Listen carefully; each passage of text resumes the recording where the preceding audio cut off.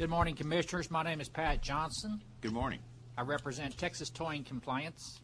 Of course, we take calls 24/7. Even people call when I was in the hospital. People still calling. I still answer the phone. The number one complaint that I've received over the last month since the last meeting is damage to vehicles. Damage, and the damage being whenever the record driver goes into the door with a Slim Jim. And when they go into the doors with the Slim Jim, naturally they're going to rip the weather stripping. And of course, the towing companies are not prohibited from that practice. So we tell them to file a complaint with the agency. Another complaint that I received, the biggest part of them now I'm starting to receive from the Dallas area, is companies like AA Arlington, Excalibur, Signature. Some of them only taking cash instead of taking credit cards or debit cards. The rule says they got to take them all, debit cards and cash. We're still seeing that, still getting complaints on that. Another issue down in the Houston area, we're hearing about companies using consent tow drivers to do private property impounds. And the problem was created by the agency when we took away that requirement for the tow truck driver to have to physically put his full printed name on the tow truck ticket instead of just having to put his 4-digit TDLR number. Because companies, they may only have one licensed driver, but they tow on like 50 or 60 cars, putting the same tow truck driver number for the same tow. Therefore, if we make the tow truck driver put on the receipt his full printed name, that eliminates that possibility. You can understand that because that's the reason we had the rule changed, that y'all went back because of the towing industry come up here and says, well, we're concerned about someone we have a very violent business. Well, there's been no tow truck drivers assaulted at their homes or their residences because they hold a license to TDLR. You know, the public has a right to know where these individuals work for, because evidently the agency is still not holding these tow truck drivers responsible for their actions and finding the businesses. If I got 10 employees and my company's getting fined $10, $12, $13, $15,000 because of the actions of a driver who is licensed through the agency, that's just not fair. Just not fair. Now, we did get some good news out of Dallas. Drew Pearson, on that $13,000 fine of AA Arlington, filed a preemption declaration in the federal courts, and that was been withdrawn because the courts have said that they cannot file a preemption under jurisdiction. Just not possible. We need to go after that money. You got Straw K that owes $13,000. You got Excalibur that owes $21,000. And why we allow these companies to remain in business and not pay their fines is not fair to the rest of them out there that are paying the fines. They don't understand that because you can't get any answers out of Austin.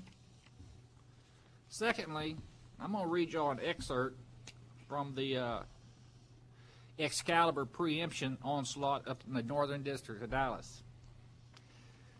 The settlement plaintiff reached with the department was expressly contingent upon approval by the department's executive director, Mr. Kuntz. The executive director rejected the settlement and directed the issue to be litigated. Although under these circumstances, it was premature for the department's prosecuting attorney to move to dismiss administrative action without the executive director's approval. Now, it's not clear to us if the prosecutor dropped the ball or if the executive director either clamped down on Excalibur or sold out for their benefit. But what is the purpose of having a commission if we're going to be prosecuting these people in court to dismiss a case when it's a valid case? Why is Straw K allowed to remain in business under a $21,000 fine and continue to operate? And we continue to get complaints on it. Now, I attended the tow truck advisory board meeting this last meeting around, and Mr. Kuntz made a comment that, you know, the governor wants all the state departments to look at cutting their budgets 10%. And a comment I believe Mr. Kuntz made was we take these cuts in investigations. Well, investigations are the ones who generate the income for the agency. It would seem that if you're going to cut anywhere, you would cut an intake because that's where the cases eventually come into the commission to be investigation. And in a lot of cases are kicked out of the system that should be investigated. So we're seeing this on and on. And I don't really think with all the Tea Party candidates that got elected in the last election, we're going to be able to get the same amount of funding that we had in the last session. Just don't see that happening. I'm really pleased to see the number of convicted felons and registered sex offenders being kicked out of the system on the renewals. The public needs to be aware that whenever they call a licensed business that's licensed by this agency, they don't have to worry about a convict showing up at their home. Also, during the last meeting, I noticed y'all rejected an application for Mr. Mays on a barber's license. He was a registered sex offender, but you gave Mr. Hood over in Canyon Lake a journeyman electrician license, and he raped his own daughters. So, you know, what's good for one ain't good for the other. We just go forward and hope for the best, because your actions affect the welfare of our state's economy. Other than that, that's all I had to say today. All right. Thank you, Mr. Johnson. Y'all We have a appreciate good your day. coming. See y'all next meeting. Anyone else wishing to make public comment? Let me ask, is there a Mr. Bingham present? Or Shields, David Shields? Okay.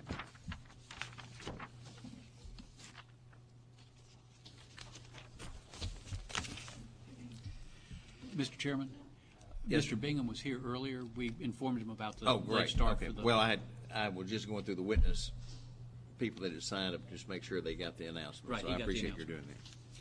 Under tab D, we previously announced that we will take those up at 2:30 this afternoon, as well as tab E. Tab F is going to require a quorum present for action, so we will take that up at 2:30. We are going to defer discussion on our internal auditor. The audit committee has yet to meet to take a look at those proposals, and the audit committee will meet and will make a recommendation to the full commission sometime after 2:30 when we get a quorum here. So that takes us to staff, or to our